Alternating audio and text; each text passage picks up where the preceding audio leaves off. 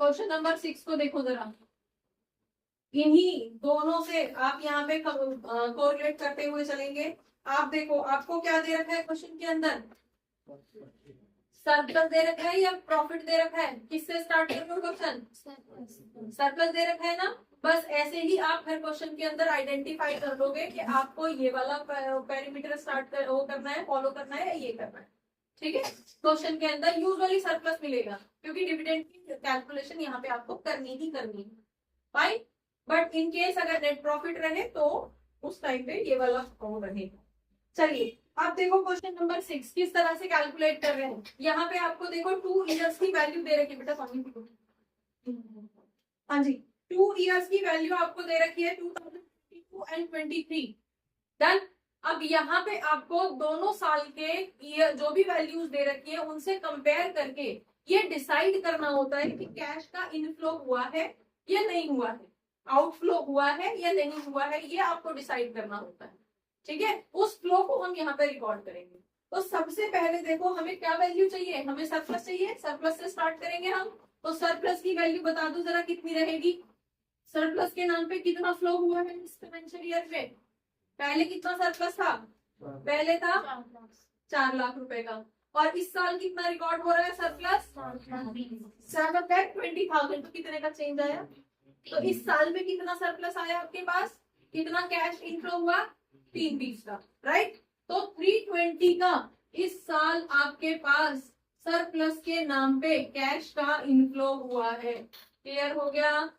यहाँ तक किसी को कोई इशू? चलिए नेक्स्ट देखो, टैक्स प्रोविजन से रिलेटेड कोई डिटेल आपको दे रखी है इस क्वेश्चन के अंदर? टैक्स से रिलेटेड कोई वैल्यू नहीं दे रखी है। नहीं दे रखी तो नहीं लेंगे, दे रखी है तो ले लेंगे। राइट, एक्स्ट्रा ऑर्डिनरी कोई आइटम दे रखा है? एक्स्ट्रा ऑर्डिनरी नाम से नहीं दिया जाएगा कि ये एक्स्ट्रा ऑर्डिनरी आइटम है, ये आपको आइडेंटिफाई करना है कि ये एक्स्ट्रा ऑर्डिनरी है या नहीं है। ठीक है, तो एक्स्ट्रा ऑर्डिनरी कैसे पहचानोगे?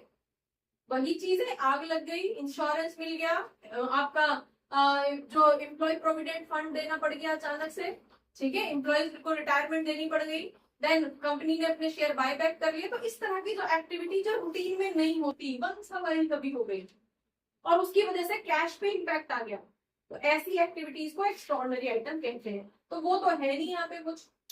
तो यहाँ बचा क्या है? यहाँ बचा है डिविडेंड। राइट, तो डिविडेंड पेड हमारे पास क्या क्या है देख लो जरा। यहाँ पे जो आपको बैलेंस शीट के अंदर दे रखा है दैट इज 20,000 का अनपेड डिविडेंड दे रखा है।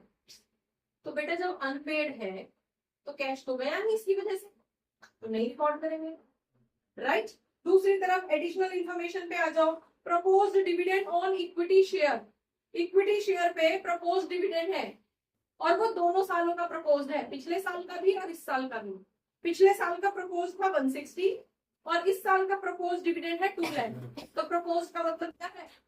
डिक्लेरेशन। कंपनी ने डिक्लेयर किया है कि इतना प्रॉफिट इतना डिविडेंड देंगे। राइट, जो इस साल डिक्लेयर किया है वो तो नहीं दिया, उसकी तो सिर्फ अनाउंसमेंट हुई है कि इतना प्रॉफिट देंगे। राइट, लेकिन जब पिछले साल अनाउंस किया था उसकी तो दे दी होगी अब तक। समझ में आ गया? उसकी तो पेमेंट कर दी होगी, तो उसकी वजह से तो कैश पेमेंट हो गया होगा हमारा। राइट, समझ में आया? तो उसको हम कहाँ पे कौन सी कैटेगरी में रिकॉर्ड करेंगे? Dividend paid. राइट, और हमारे पास दो तरह के शेयर हैं, इक्विटी शेयर और प्रेफरेंस शेयर। तो दोनों पे ध्यान देना है। तो डिविडेंड ऑन इक्विटी शेयर्स कितना रहा? एड बैक करना है ना, बता दो जरा कितना? 160 है ना पिछले साल का। कौन सा वाला करोगे बता दो? 160 या 2 लाख? पिछले साल वाला, प्रीवियस ईयर वाला। प्रीवियस ईयर का डिक्लेरेशन का मतलब है इस साल उसकी पेमेंट हो चुकी होगी, उसको हम पेड मानेंगे, चाहे वो कुछ भी हो। अगर पिछले साल की है, चाहे वो टैक्स है, चाहे वो जो भी वैल्यू है, अगर पिछले साल की है, पिछले साल का डिक्लेरेशन है, इसका मतलब उसकी पेमेंट अब तक हो गई। राइट, चलिए नेक्स्ट आगे आ जाते हैं। इंटरिम डिविडेंड पेड किया, इंटरिम डिविडेंड पेड, ये भी पेड है, डिक्लेयर नहीं है। राइट, तो इसका मतलब है इंटरिम डिविडेंड भी पे कर दिया गया होगा। कौन सा वाला? Dividend interim. तो इंटरिम डिविडेंड भी 40,000 का पेड बोल रहा है कि 40,000 पेमेंट कर दी, तो अगेन इसी कैटेगरी के अंदर आ गया क्योंकि हमें तो टोटल पेड निकालना है। अब एक और चीज, जब इक्विटी शेयर होल्डर्स को पेमेंट हो रही है, तो इक्विटी शेयर होल्डर्स को प्रेफरेंस शेयर होल्डर से पहले पेमेंट मिल जाती है, बाद में मिलती है? इक्विटी शेयर होल्डर्स को जो डिविडेंड की पेमेंट मिलती है, डिविडेंड मिलता है, वो प्रेफरेंस शेयर होल्डर से पहले मिलता है या बाद में मिलता है? बाद में मिलता है ना। इक्विटी शेयर होल्डर्स को सबसे लास्ट में दिया जाता है, तो इसका मतलब है कि डिविडेंड उन शेयर्स को भी चला जा चुका है जो प्रेफरेंस के नाम से रिकॉर्डेड है। प्रेफरेंस शेयर होल्डर्स को भी डिविडेंड मिल चुका है। ये क्वेश्चन आपको खुद ही, क्वेश्चन में कोई स्पेसिफिक लाइन नहीं है, लेकिन क्योंकि ऐसा ही होता है, राइट?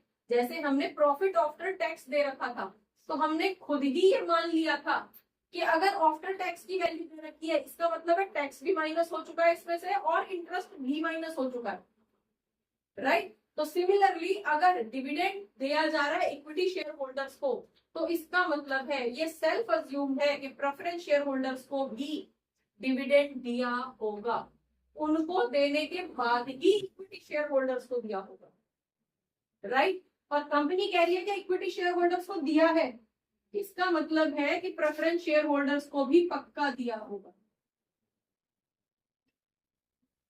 समझ में आ गया? ठीक है, तो प्रेफरेंस शेयर होल्डर्स को कितना डिविडेंड दिया होगा बता दो जरा। 6 लाख के हैं, पहले पिछले साल भी 6 लाख के थे, इस साल भी कोई नए शेयर इशू नहीं किए हैं, इस साल भी 6 लाख के हैं, तो उसका रेट आपको दे रखा है प्रीफिक्स 10%। समझ में आ गया? तो कैसे पता लगाओगे कितना डिविडेंड मिला है उनको? उनको 6 लाख का 10% दिया गया है, तो कितना दिया है? 60,000 रुपए। तो ये क्या है? ये आपका टोटल डिविडेंड पेड है, और किसी आइटम की कोई इंफॉर्मेशन नहीं दे रखी क्वेश्चन में, राइट? तो बता दो जरा, यहीं से निकाल दो क्या आएगा? Net profit before tax and extra ordinary item कितना आएगा बता दो जरा टोटल करके।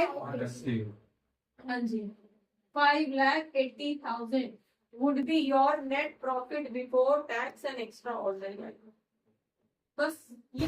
हेलो बच्चों, होपफुली बहुत सारे डाउट्स इस क्लास से रिलेटेड, इस टॉपिक से रिलेटेड आपके क्लियर हुए होंगे इस क्लास को देखने के बाद में। अगर रियली आपके कुछ डाउट्स क्लियर हुए हैं, आपको ये क्लास अच्छी लगी है, तो आप इसको